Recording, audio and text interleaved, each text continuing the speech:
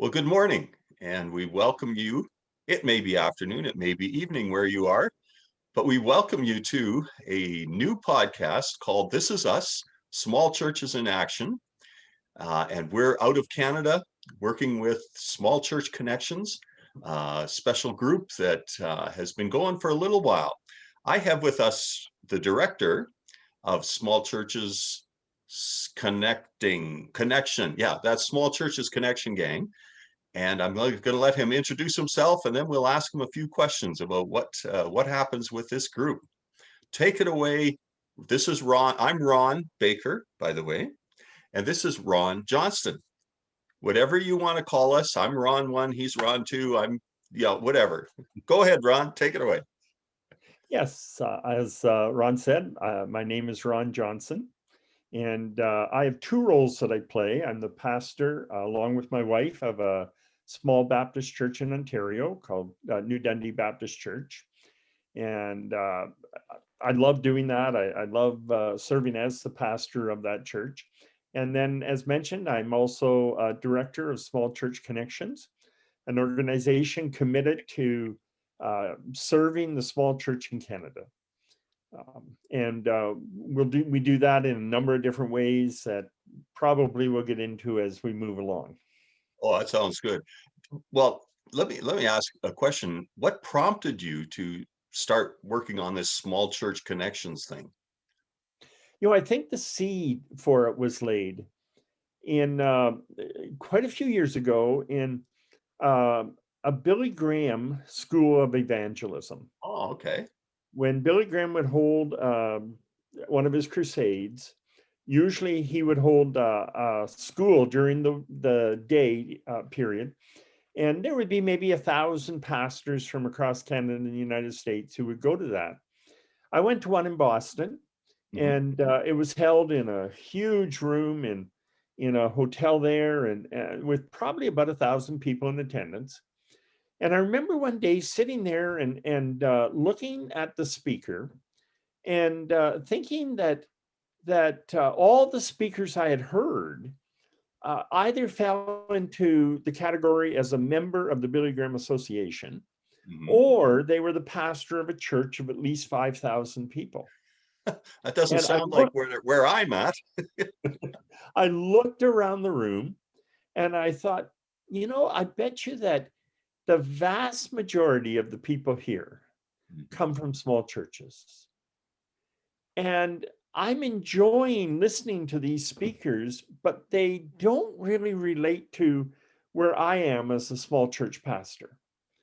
And that really was the seed for what developed into Small Church Connections.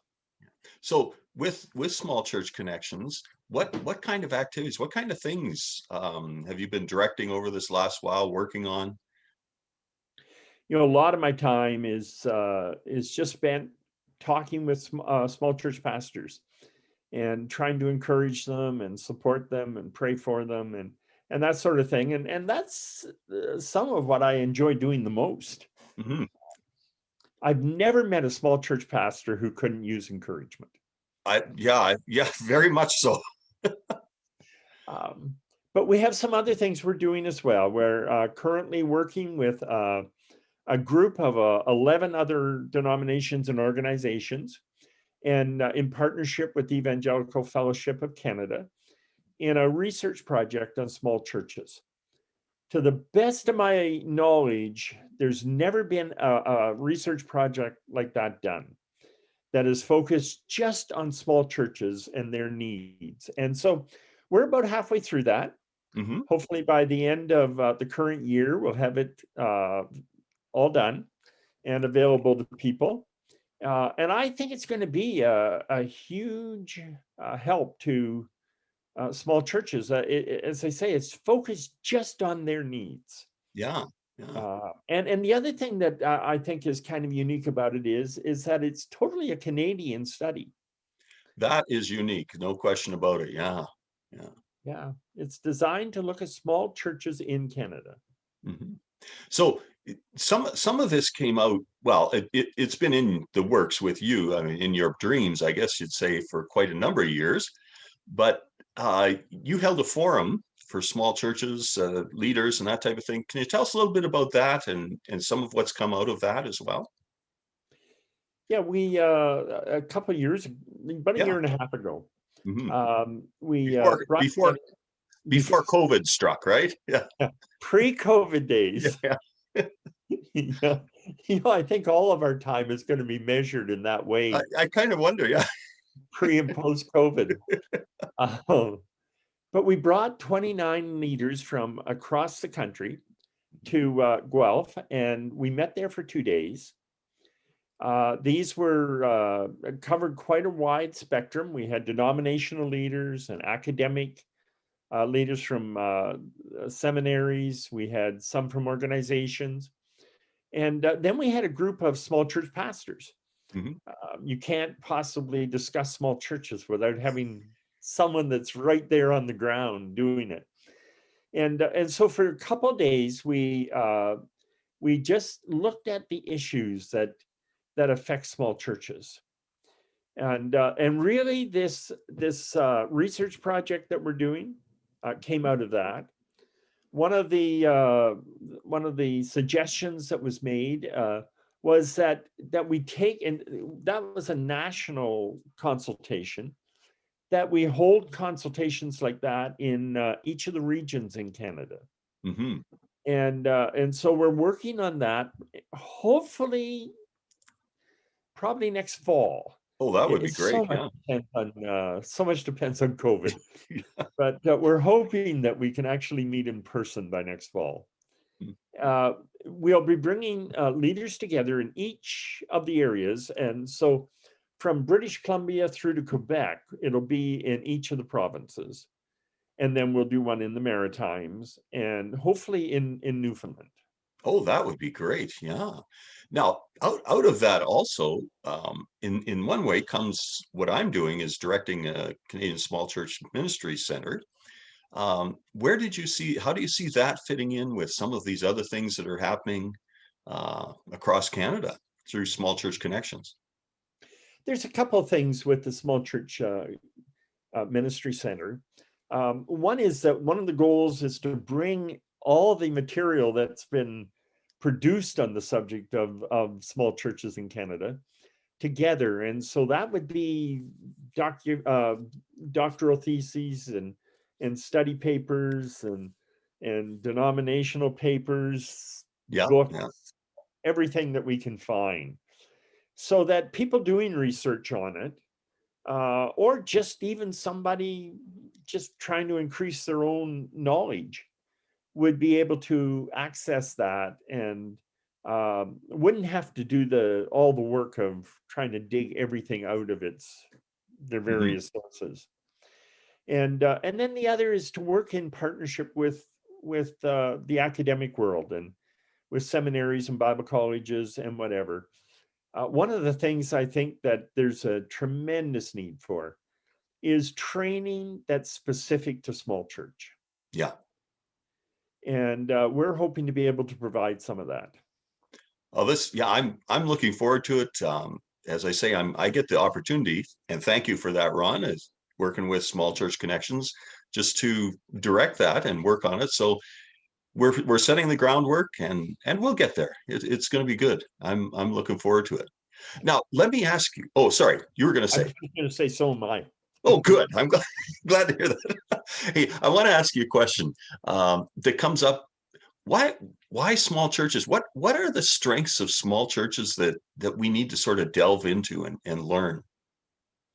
The first thing that I would maybe say in answer to that is that there is a huge difference between a small church and a large church. Yeah. Mhm. And you move into mega church, and that's another whole world. That's uh, right. and so um, we need to focus in on what makes those small churches unique. Mhm. I've asked a question in many small church settings over the years, and I always get the same answer. I ask people, what is the strength of the small church, or what is the strength of your church? Mhm. Uh, and uh, and it's always relationships. that's at the heart of what makes a small church a small church. Yeah. Yeah. Is everyone knows everyone. I love this quote, and I don't remember where I first heard this, but the person said that the job of taking attendance and knowing how many people are in a service. They said in a large church, someone stands at the back of the room and counts heads, Hmm. and you figure out how many are there. Said in a small church, you look to see who's missing. Yeah. Yeah. Very much so. Yeah. And so relationships are everything. Hmm. Another strength of the small church that I think is really important is that it's intergenerational. Yeah. Yeah. Very much so. I did a kind of an informal survey a few years ago, and just on my own, and I asked 110 key leaders across the country who were CEOs of organizations and pastors of large churches, all sorts of different settings. What was it but each one of them grew up in a small church. Hmm. And I said, what was it in that small church that prepared you later for leadership? And I got two main answers. One was opportunity. Oh yeah. Everybody has to take a part. And the teens, yeah, they lead services, and yeah, that's just the way you do it in small church. Yeah. Yeah, I got things like, I taught Sunday school at Yeah. 16. Yeah. And my favorite, I preached my first sermon at 17. Yeah. I wonder And if anybody recorded that sermon. Yeah. yeah, but the other answer I got a lot from Hmm. was I was mentored, and Right. not in a formal way, but it was things like all the leaders knew who I was. Hmm. And when I did things, the leaders supported me and encouraged me, and they all knew all of our names. Yes. Yeah. And I think that's so important. One church where I pastored, one of the leaders team in that church, almost every Sunday, he would come alongside one of the teenagers, and he would just say, "Just want to let you know we're praying for you this week, my Hmm. wife and I. Yeah. What can we pray for?" And then the next week he'd come back and he'd say, "So how'd that exam go?" Yeah.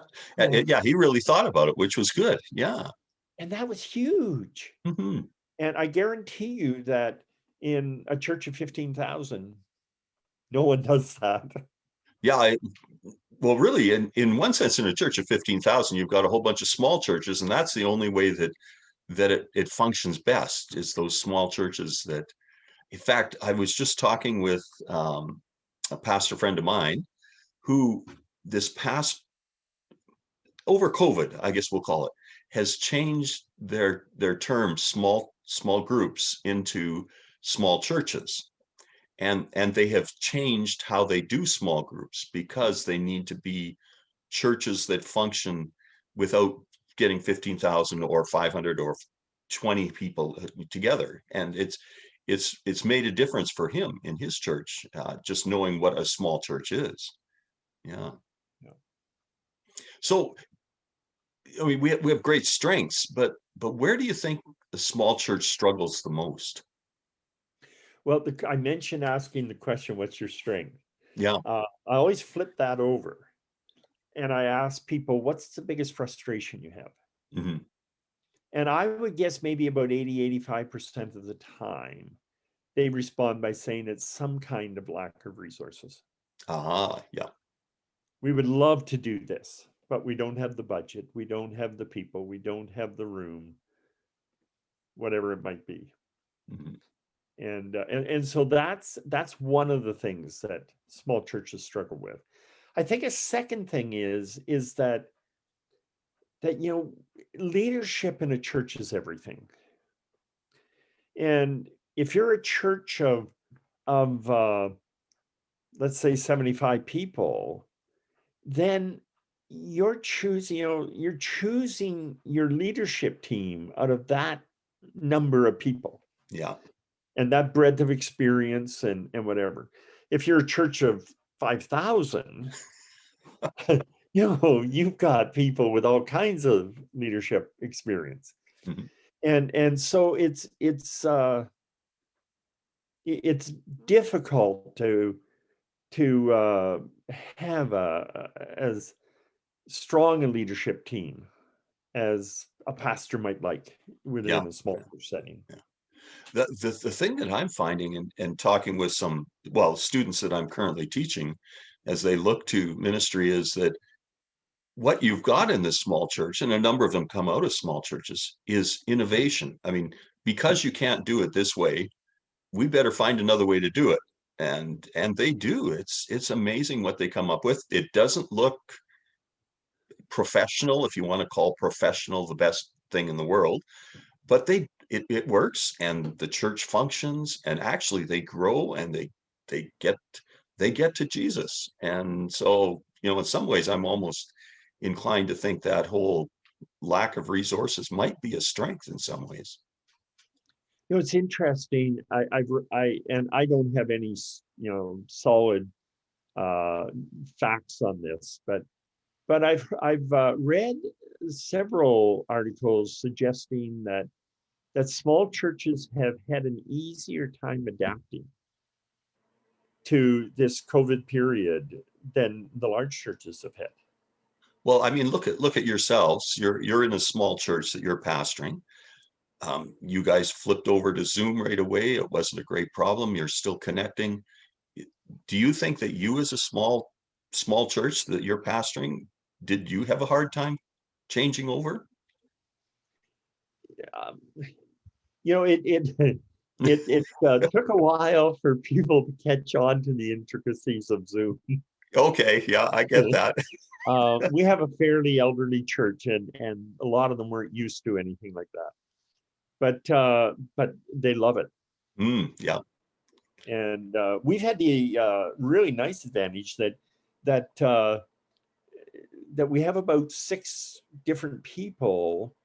We only have about 30 people in our church, Right. Yeah. but we have about 6 that wouldn't be able to be with us on a Sunday morning in the building that Mhm. join us for Zoom. Yeah. It, maybe this has been a good thing for some of us. I kind of think we've had to rethink and look at, well, what's and this is sort of the final question I was going to ask in this interview, which has gone way too fast already. But the final question is, how would you describe a thriving small church, something that a small church is flourishing? How would you describe that? For a long time, I would say for the last half century, Hmm. churches have been measured mostly by numbers. Yeah, yeah. So if you experience numerical growth, you're a success. If you're staying even, and oh my goodness, if you are shrinking, then you're really a failure. Hmm. And leaders have been taught that in seminary. They've been taught it in denominational settings that Yeah, workshops, seminars. Yeah. all sorts of things. I would I have switched. I've even switched from using the term church health Hmm. and to using the term impactful. Hmm. And I think ultimately you need to look and say, what is the impact that we are having on individuals within the church, Yeah. on individuals within the community that we're a part of, Hmm. and even within the leadership team and that within a church. Are we really having an impact on those people? Are they growing in their walk with Christ? And that relationship deepening. Are we reaching out to new people within our community? Are we able to serve? And I think those are the measurements that we need to take a look at. Hmm. I I think we've come through a whole era of, well, I would call a consumer type of idea. You know how many numbers there are, you figure it all out, until we come to a side which says we know the numbers are going to be there, and as people grow in Christ, yes, there'll be more people show up.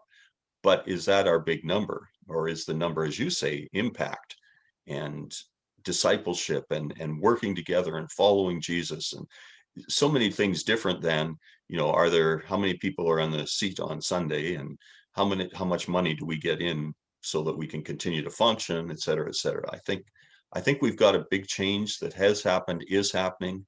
And as I speak with some of what I'll call a younger generation, that's where they're at. They know they have to have resources, they know all that, but the vision is for Jesus. And, let Jesus be your pastor. That's a great idea. Let Jesus be the leader. That's a great idea. Let Jesus, and I think it's different than let the numbers be the success. Yeah. And with the numbers, the vast majority of churches that have experienced numerical growth have experienced by what Reg Bibby used to call the circulation of the saints. Mm-hmm. It's people leaving this church and moving to this church. Yeah. So as you look into the future, for small church connections, for some of the ministries and outreach that you're thinking of, where do you see us being in 5-10 years from now? What would you like to see as the impact that small church connections is making? I'm really excited.